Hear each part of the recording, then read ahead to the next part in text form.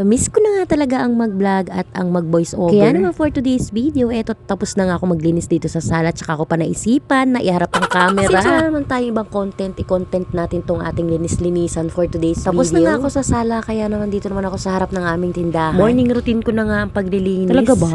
Wala man sa itsura ko naglilinis, pero tuwing umaga pagmulat pa lang ng mata ko, pagkatapos ko mag-update ng mga GC ko or ng mga batch ng aking mga installment. Ito na talaga ang ginagawa ko everyday, araw-araw. Mahirap man paniwalaan, pero yun ang reality. Dahil sa totoo lang, nananakit ang mga mata ko at nabibwisit ako pag madumi. Mukha lang akong burara, pero yun ang totoo, char. Seryoso mga karimix, dahil ayoko rin naman na makalat lalo tabi kami ng kalsada. Lalo nga ngayon sa panahon dito ngayon na napakalakas ng hangin, pasok at salong-salo namin ng mga alikabok. Na talaga namang hindi maiiwasan. Sabayan pa nga ng aking Junakis na sadya namang napakakalat. Na okay lang naman sa akin magkalat siya na magkalat basta't siya ay healthy at walang nararamdaman. Mas okay pa rin sa atin na mag-impis at maglinis ng kinalatan ng ating mga Junakis kaysa mag-alaga ng batang may sakit. Aminin nga natin mga mami na tayo ay minsan talaga hindi maiiwasan na magalit at mainis dahil laging makalat ang mga Junakis natin. Number one nga sa kinakalat nila yung mga laruan na binibila natin sa kanila. Yung pag nakakalat ang mga laruan ay magagalit tayo. Pero wag ka at tayo din naman yung bumibili ng laruan nila. Minsan tayo mga mami talaga, minsan may topak din talaga tayo. Yung nagagalit tayo sa sarili nating kagagawan. O siya, balik na nga tayo sa paglilinis ko. Hindi pa man ako natatapos sa paglilinis ko, nakahanay na ang mga gawain After ko nga maglinis nito, nakaplano ng paglalaba ko dahil Saturday nga today at Monday ay may pasok na naman ang Junakis ko. Kakaunti pa naman ang labahin ko, pero lalabahan ko na nga kasi nandun yung uniform ng aking bata. At dahil wala naman tayong matik na washing at yung ordinaryong washing machine ng gamit ko. At habang nakasala nga yung mga damit na nilalaban ko sa washing, nga at nasilip ko dito sa labas ng aming tindahan ang isang mamon. Ay isang ang good Samaritan na nagbigay sa amin at nagpasalubong sa amin ng langka. O siya ang makahula kung anong ulam namin for today's video. Talagang magaling kayo. Hindi na nga papatagalin pa ni Habibi yan at ito't binalatan na nga niyan langka. Pabor na pabor nga sa kanya yan dahil mahilig naman to sa gata. At speaking of gata, eto nga at nagbiyak na ng niyog na 3 piraso si Habibi. O diba, gatang-gata. Nabiyak na pala ni Habibi nga itong mga niyog bago pa niya nga ito gayat-gayatin itong napakalaking langka na ito. Ang sabi ko pa nga, talaga namang parang pambarangay na ang lulutuin. Mamaya daw naman na yan ay kukuyumpis din or liliit. Ewan ko na lang kung yung mga dagta sa kamay mo, maalis mo kaagad.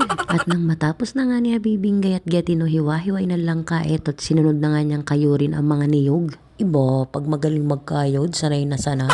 At syempre, nang matapos na nga kayo rin ito nga at napigaan ilagyan nga rin yan ng tanglad at ng kung ano-ano pang pampalasa ni Habibi. Sa sobrang dami nga ng langka, tingnan nyo at talaga namang kulang na lang ay mapuno na ang kaldero. Isang barangay ho ng alma mater ang kakain ito. Char-char lang. Hindi ko naman malubos isipin na dito pala sa labas nila ito lulutuin. Tipid na nga raw sa gasol, talagang napakaginhawa at sa lakas ba naman ng hangin? O diba, ang taba ng utak? Huwag na nga natin itong patagalin. Ito nga at natapos din. Yung kanina nga ay halos umapaw sa kaldero, ngayon ito na nga ang natira. Yun naman pala ay naparte-parte na. At yun lang for today's video mga karimix. Maraming salamat sa patuloy na panonood.